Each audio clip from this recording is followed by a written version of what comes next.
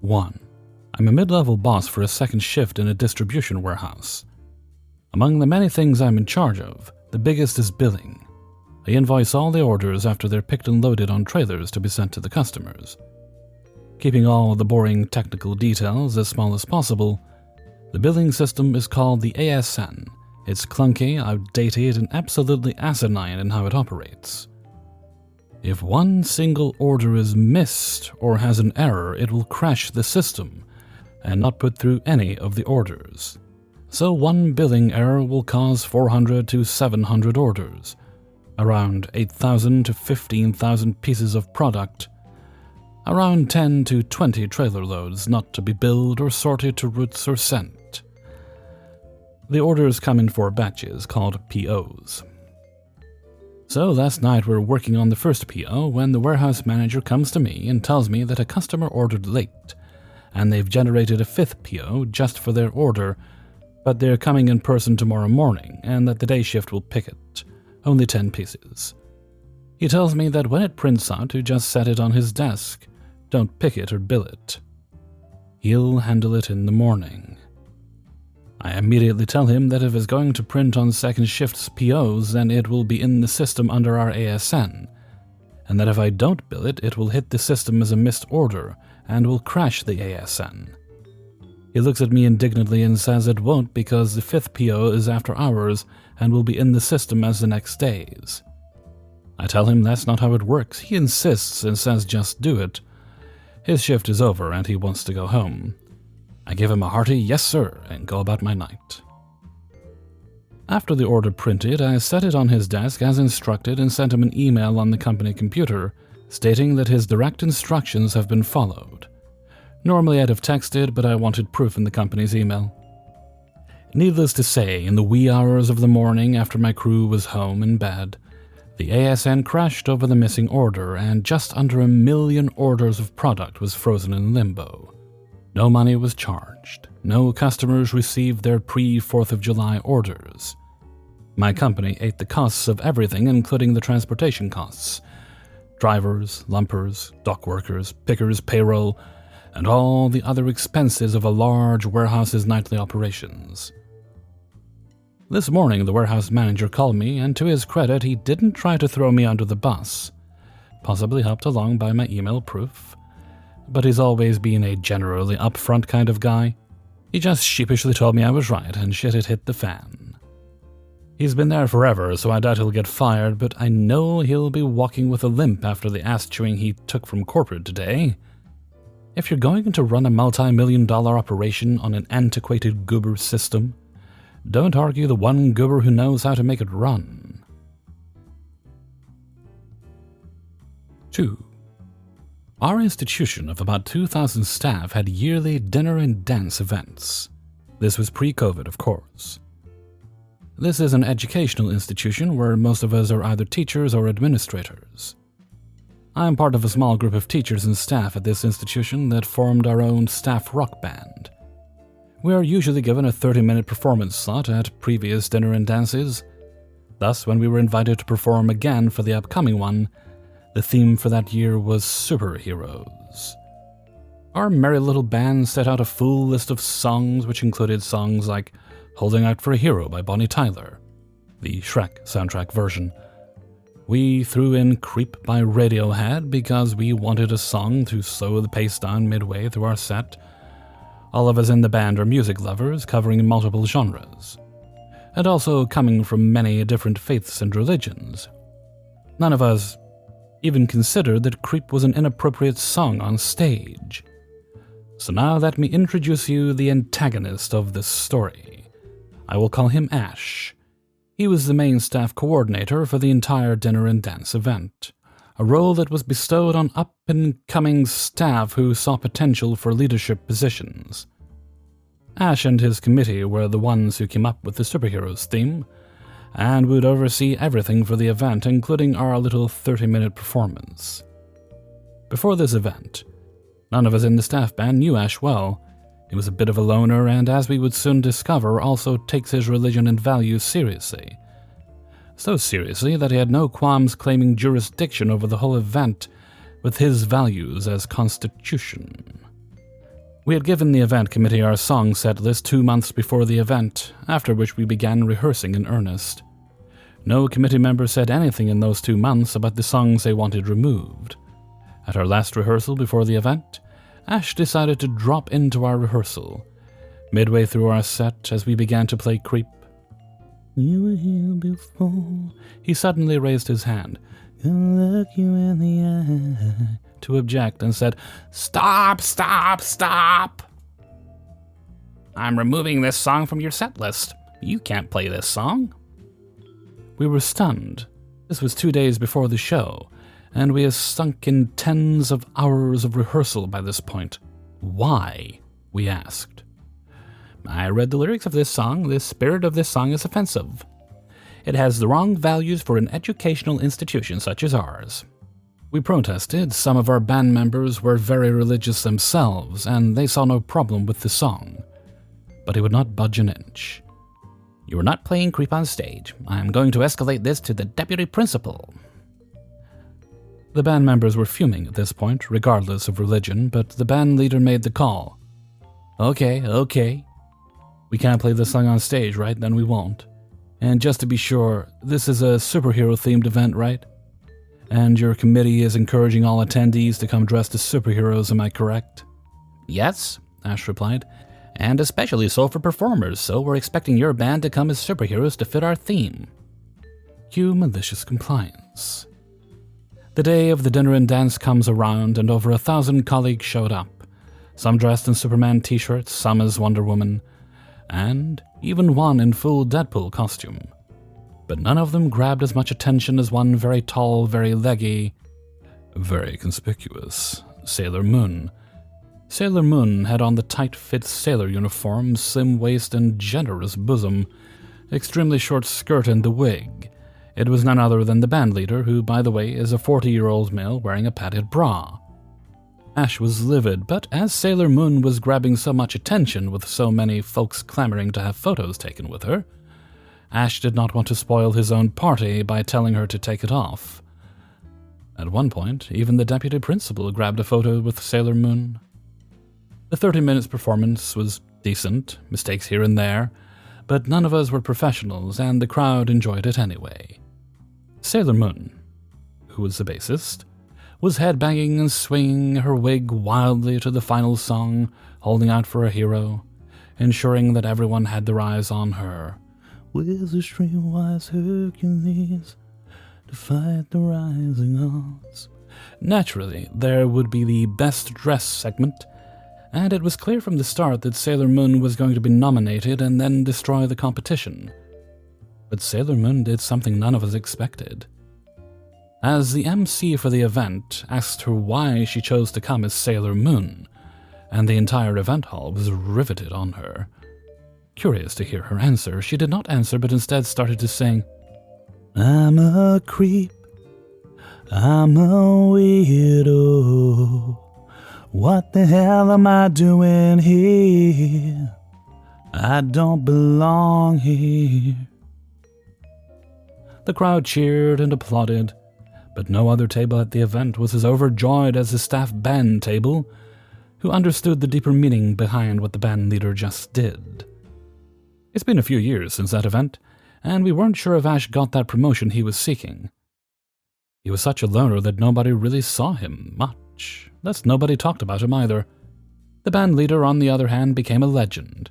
He was once at a meeting where the folks across from him said that he looked very familiar, like they had seen him somewhere before. Then someone suddenly burst out, "You're Sailor Moon! You are that Sailor Moon!" They didn't even know his name. 3.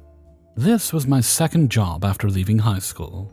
Went to work for a grocery store that was down the street from my house. I was hired on as a cashier, given my work experience, and things were going pretty well. I started to get bored of being a cashier and started assisting with stocking shelves so that I could get out of cashiering when it was busy. They noticed that I was able to excel in this role as I was able to stock inventory pretty quickly, and also assist with bagging groceries and gathering carts from outside. Fast forward a year, I was still in the same position, learning the ins and outs of the stockroom, and more efficient methods of unloading and loading product. Now there was this manager, Steve. I had been asking Steve for about 6 months to help obtain my forklift certification, so that I may operate the forklift when there aren't any operators around. He kept putting it off as he was too busy to help certify me. His being busy consisted of multiple smoke breaks and complaining to the owner that we need to let go some people for being too slow and lazy. I was not a fan of this when I overheard it, as I was gathering more stock from the back to stock the shelves. A few months pass and we do lose some people, unfortunately. It definitely made work harder, as there was more to get done but not enough people to do it. Now the manager, Steve, was of course nowhere to be seen to help out. So the other co-worker and myself had to get things done. The only time we would see Steve is when he was gloating to the manager about all of his work he's been doing, and that's why the store looked so great and stocked. Man, this would piss us off. Now, Steve had a vacation coming up. He was going out of town to see some friends he hadn't seen in a while. But what he failed to remember was, we had some shipments every Friday come to the store that we had to unload off the truck, and Steve was going to be gone for 2 weeks. Why is this a problem? Because Steve was the only certified forklift operator at the store. So we had to turn away product because our operator wasn't there, and he refused to certify anyone else. The drivers weren't able to operate the forklift either, because they weren't insured or something along those lines. I don't quite remember, as it was so long ago. The owner comes in one day asking why the shelves are so bare. I advise that Steve is the only forklift driver at the store, and that I've been trying to get him to certify me, but he refuses to. So the owner calls up Steve, yelling and screaming at him. She was suspending him for 2 weeks without pay. Steve didn't like the sound of this, so he starts calling the owner names, and then quits out of nowhere. I was dumbfounded. He couldn't just accept fault and move on.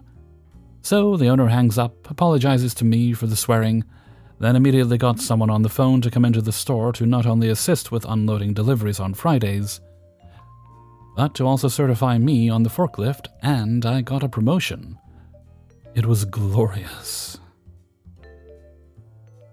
4. A little background. My father and his 2 brothers are former military, going back to the early to late 70s. Dad was Air Force, my 2 uncles were Army. One of my uncles is Dave in this story. My dad and uncles were shipped out at the tail end of Vietnam. Dad went to Germany, uncles didn't. My Uncle Dave is a great guy, helps people whenever he can, but he likes his peace and quiet, so he moved out to a very rural area. However, eventually the land around him was sold, and after a few years, houses started getting built. With houses comes families. Families mean children. Children mean noise and lots of it. Dave's closest neighbor is within sight, but is still a good quarter-mile away, so the noise didn't bother him too much. He would ignore the kids, and they would assumedly ignore the occasional shooting range Dave and his buddies would have in the backyard. But kids grow up. And here is the story. Several years ago, my grandmother passed after battling a series of strokes. She had to be taken care of the last year of her life, which my dad did and my uncles would visit often. It took a toll on everyone. But Dave, I think, took it the hardest. When she finally passed, the first person there to help Dad handle things was Dave. It took a while to settle her affairs, but a week after she passed and was cremated, we spread her ashes on my great-grandparents' grave in a small ceremony. It was naturally a rough day, but at the end, Uncle Dave invited us all to his house to grill out and settle down. It ended things on a happy note, I thought. During the afternoon, we see a bunch of trucks and cars go down the road to the neighbor's house. We think it's a bit odd, until my dad remarks it looked like a bunch of teenagers driving them. Sure enough, that was the day the neighbor's kids decided to host a house party. I remember it being not too bad at first. It was easy to hold a conversation and drown out the music even outside. We grilled some steaks and burgers and forgot about our sorrows. Then the sun went down. I don't know what the occasion was for the party, but after the sun went down, some of the kids came outside and start, I guess, comparing cars and sound systems. There was a lot of loud pipes and even louder music. At one point, I could feel the sub-bass come across the field in my feet. We tried to tolerate it, but after several hours of continuous boom, my dad said he was going to call the police. My Uncle Dave stopped him and said, "They're just kids. I'll go talk to them," and went to his room to grab something. I could tell he was pissed. Dave walks out with his hip holster with his 1911 in it. My dad tries to say, "Hey, WTF?" and my uncle just says not to worry. The entire time they're talking, I see Dave's left hand is in his pants pocket holding something, and he never takes it out. They come to an agreement. Dave leaves his 911 in exchange for my dad and another uncle walking with him to talk to these kids. So they set off down the road. About 20 minutes goes by as I'm watching the front porch, and suddenly I hear, "Oh shit," come ringing across the field. The silence is dead fucking quiet. I remember appreciating the quiet but wondering what was with the shouting. Eventually I see my dad and uncles come walking back briskly. When they get within earshot, I ask what the hell happened. As my uncle explains it, they all got to the front yard, where a few of the teens were playing around with their trucks, and asked to talk to whoever was throwing the party. The kid walks out, and my dad tried to explain what was going on, and asked if they'd keep the noise down. Apparently the kids just laughed and told them to fuck off, and after some back and forth, my other uncle said he'd call the cops if they didn't straighten up. Then one of the kids made some kind of quip about my grandmother. That's when Dave pulled out what was in his pocket from earlier. Uncle Dave walks up and pulls out a fucking hand grenade from his pocket, pulls a pin and holds it in the kid's face and says, "If you fucking kids don't get your shit straight, the next time you see this, it'll be flying through your fucking window, and I'll repaint the living room with you and your friends." That's when one of the kids shouts, "Oh shit." The main kid got everyone to turn down the music, and Dave put the pin back into the grenade and put it back in his pocket, and they all got back down the road. Obviously, me and my dad and uncle were asking him what the actual fuck he was thinking when Dave showed us the grenade and said, "Relax, it's deactivated." And you know that look some people give that just tells you they're lying? Well, Uncle Dave had a look that made me want to turn and haul ass like a clown with a giant honking erection was screaming and chasing me. I don't know what happened in the following days, as me and Dad went home, shortly after Dave unveiled his recipe for short-serve shithead. Apparently Uncle Dave had pulled something similar in the past, albeit without the portable blender, which is why my dad and uncle wanted to go with him. I know the parents of the kid called the cops when it got out to them, but nothing ever came of it. 5. I was just hired by a small construction company to stand up and run a major regional office. The small company was just bought by a huge multinational construction company. First order of business, get a base of operations. Need a large warehouse with loading docks, office space, and a good access to the Washington, D.C. area. The idea was to get a place for a short-term lease of 1 year. If needed, we could easily move to a better location without too much fuss. Lots of good space available, but it's not cheap and nothing will rent for less than 1 year. No problemo. Myself and execs of the small company are okay. Financials look fine. I'm allowed to execute the lease on behalf of the company. Just need to run it by legal for a quick check. Lease is as standard and as fair as you'd expect. No surprises, no issues. Everything is on the up and up. Legal calls me and says it's no good. We need an early termination clause. All leases are required to have them. I reiterate that this is the shortest lease we can get, 12 months. Legal is adamant they need early term clause. Okay, time to renegotiate again. Leasing company won't budge. Won't accept anything less than 12 months. I pleaded with legal for help. This is the in-house counsel for a huge international construction company, and does work across all sectors. They spend millions on politicians and legal. Legal's response: "We don't negotiate or provide lease documents." I'm like Bob from Office Space. "What exactly do you do here?" Legal says legal will review the contract and approve, but you must negotiate and execute the contract. Cue malicious compliance. I need this wrapped up now. So I draft a clause that basically says this: early termination. Tenant will have the right to terminate the lease for any reason. Tenant will be required to pay a termination fee equal to 200% of the remaining rent due on the lease.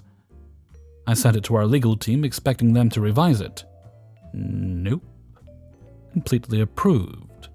Okay to execute. I sent it to the property management company and they were dumbfounded. I said our legal department is okay with this, are you? They said sure. Before a year was out, I was let go for political reasons. I tried to inform the new VP about the lease and other issues, but no better VP wasn't interested in what I had to say. Okay by me. At the end of the lease, VP renewed the original contract for 4 years. A few months after VP renewed the lease, VP decided to move the warehouse. The hefty 7-figure and valid early term bill was paid without question by accounts payable. This totally crushed the VP's P&L and completely prevented any bonuses for himself and his staff that year. Legal also got lots of heat for signing off on the original and renewal. VP was axed about 18 months later under a cloud of fraud and bribery. Yeah, there was stuff going on. Stage 2. As I said, this is a construction company, and most states require a contractor's license to do any contracting work. This license is required to pull permits and legally do construction. And it's also part of your insurance contracts that you are in full legal compliance. So that afternoon, after I was terminated, I sent the required registered letters to the appropriate licensing bodies in a number of states, and removed myself as the designated individual. In other words, I was the general contractor on that license, meaning without me the company is no longer a general contractor in those states. Now, the company usually has 30 days or so to backfill that individual, but it's not easy to find a person already licensed. All of a sudden, legal gets a letter from a bunch of states saying that branch of the huge multinational is no longer a GC. And this gets to the insurance companies, which in turn immediately inform the clients that the policy is no longer valid until it is rectified. This halts all work in a number of states, even for work not part of my region, as the company was using my license to pull permits and get work without my knowledge. They did eventually fix this, but it was a scramble and it was a huge black eye, and they lost a lot of work as rewarded POs were assigned to properly licensed contractors. From what I heard through the grapevine, one of the hardest hit was those places they did the shady stuff and used my license without me knowing it. Hey everybody, Hellfreezer here, and thank you very much for listening to Revenge is Marshmallows. That's not right. Revenge is popping candy? Well, it can be if you put it in Coke. Oh, Revenge is ice cream. There we go. And thank you very much to everybody who allowed me to use their stories in this video. Before you go, please hit the like button. And maybe share the video around if you'd be so good. It does help quite a bit when you do that. Even, if you watch it and you share it and you even get 1 or 2 other people, then that's also good. There's 1 or 2 other people that weren't watching previously. I'm not going to name names, but one of my subscribers was apparently, I assume accidentally, sharing the word of Hellfreezer with the neighbors via Bluetooth speaker. I don't know how the neighbors felt about that, but I hope they liked it. Not that I'm encouraging that sort of behavior, but I hope they liked it. And before we get to the question of the day, if you look into the description, you will find a link to the Hellfreezer Patreon and a link to the Hellfreezer merchandise store on Teespring. Those are 2 ways you can support the channel if you should so wish to do so. Okay, now let's move right along to Hellfreezer's question of the day. As I've been getting into a lot of AI technology recently, mostly AI image generation, and upskilling as well along with that, because they're often quite small images. At which point do you think an artificial intelligence is just intelligence? Personally, I think there's a point at which it can say no.